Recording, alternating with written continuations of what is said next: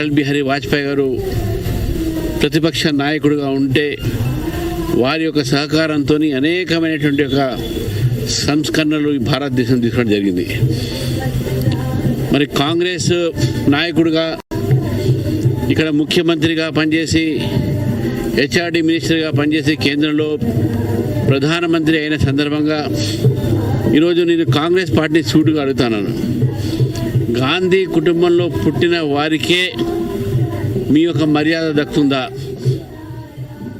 గాంధీ ఇతర కుటుంబంలో అంటే నెహ్రూ గారి కుటుంబం, వారి కుటుంబం గాంధీ పేరు తగిలించుకున్న ఈ కుటుంబం, ఈ నెహ్రూ, ఇందిరాగాంధీ, రాజీవ్ గాంధీ, ఇవి అన్నీ వాళ్ళ కుటుంబంలోనే ఎవరైనా ప్రధానమంత్రి చేస్తేనే వారికి ఢిల్లీలో అక్కడ రాజ్ఘాట్ దగ్గర వారికి ఈ యొక్క ఘాట్ కట్టడము అవి జరుగుతాయి. మరి పివి నరసింహారావు గారు ఆ రోజు ఢిల్లీలో కూడా అక్కడ వారికి అంత్య సంస్కారం చేయనీయకుండా ఇక్కడ హైదరాబాద్ తీసుకొని వచ్చి ఇక్కడ కూడా సరైనటువంటి పద్ధతిలో ప్రోటోకాల్ ఇవ్వకుండా ఆ రోజు జరిగిన సంఘటన అందరికీ తెలుసు. మరి ఈరోజు కూడా కాంగ్రెస్ పార్టీ అదే రకంగా ప్రవర్తిస్తుంది. అందరూ కూడా ఒప్పుకుంటాం ఏంటంటే రాజకీయాల్లో ఎన్ని విభేదాలు ఉన్నా ఆ రోజు ప్రతిపక్షంతో కలిసి దేశాన్ని ఒక ట్రాక్లో పెట్టడం జరిగింది. ఆర్థికమైనటువంటి సంస్కరణలతో భారతదేశాన్ని అత్యున్నత స్థాయికి తీసుకుపోయే ప్రయత్నం వారు చేశారు.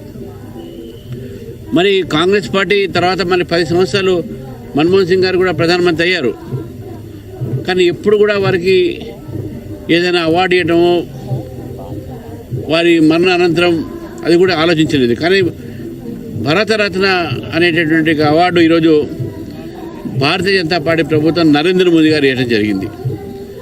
మరి భారతరత్న సర్దార్ వల్లభాయ్ పటేల్ గారు కానీ అటు అంబేద్కర్ గారు కానీ వీళ్ళందరికీ కూడా కేవలము కాంగ్రెస్ ఇతర ప్రభుత్వాలు మాత్రమే వచ్చినాయి. కానీ ఇప్పటికైనా కాంగ్రెస్ పార్టీ ఈ గాంధీ పేరు వాడకుండా వాళ్ళు ప్రజల్ని, అదేవిధంగా ప్రజల నుంచి వచ్చిన నాయకుల్ని గుర్తించి దేశం కోసం పనిచేసే అనేక నాయకులు ఒక మీ కుటుంబం నుంచే కాదు ఇతర కుటుంబాల నుంచి ఉన్నారు కాబట్టి గుర్తించి ఈ యొక్క కార్యక్రమాన్ని కూడా ఇంతవరకు మరి కాంగ్రెస్ మంత్రులు కానీ కాంగ్రెస్ నాయకులు కానీ అసలు ప్రోటోకాల్ కూడా లేకుండా రావటం, ఏం లేకుండా ఇక్కడ పనిచేయడం అనేది కాంగ్రెస్ ప్రభుత్వం ఉన్నప్పుడు కూడా పివి నరసింహారావు దక్కాల్సినటువంటి గౌరవం దక్కట్లేదని చెప్పేసి కూడా భారతీయ జనతా పార్టీ భావిస్తూ ఉంది.